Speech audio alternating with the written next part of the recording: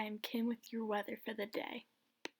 Our current conditions are we still have early childhood educators in some preschools and kindergarten classrooms that may be underutilizing technology because they're skeptical about the benefits and developmental appropriateness for young children, which is stated by Amanda Queensberry, who is also an associate professor at the Illinois State University in the School of Teaching and Learning. Dr. Queensberry has over 20 years of experience working in the field of early childhood special education.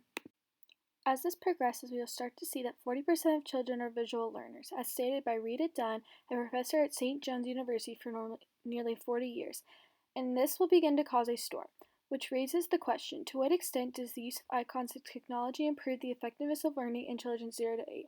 Our response is schools should implement icons using technology into early childhood learning. Throughout this week, we will see economically unattainable technology for schools, influencing children's learning by technology, and discrepancy in socioeconomic status feasibility.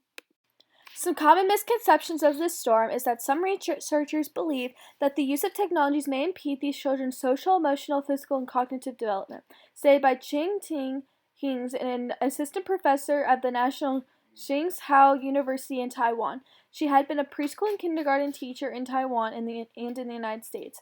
Another misconception is critics have argued that early access to computers threatens to replace the normal social interactions essential to social development, and adds to promote inappropriate patterns of thinking and relating, stated by retired licensed psychologist and former school counselor and the current professor in the counseling graduate program at the University of Arizona, Sherry Bauman.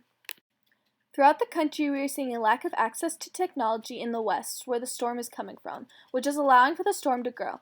As you can see in this graph from the U.S. Census Bureau, which is the principal agency in the U.S. federal statistical system responsible for producing data about the American people and economy. As you can see in Source A, we have you renounce pleasure, and in Source G, the Happiness Project.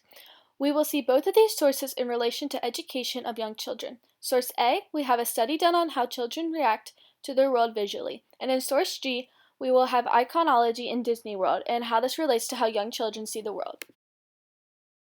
We are seeing extreme amounts of young children learning at a slower pace and not being able to understand content and express thoughts about it thoroughly in the aftermath of the storm. To help prepare for this storm, schools should include more technology into classrooms to help improve young children's learning. Our sponsors for the day include the following.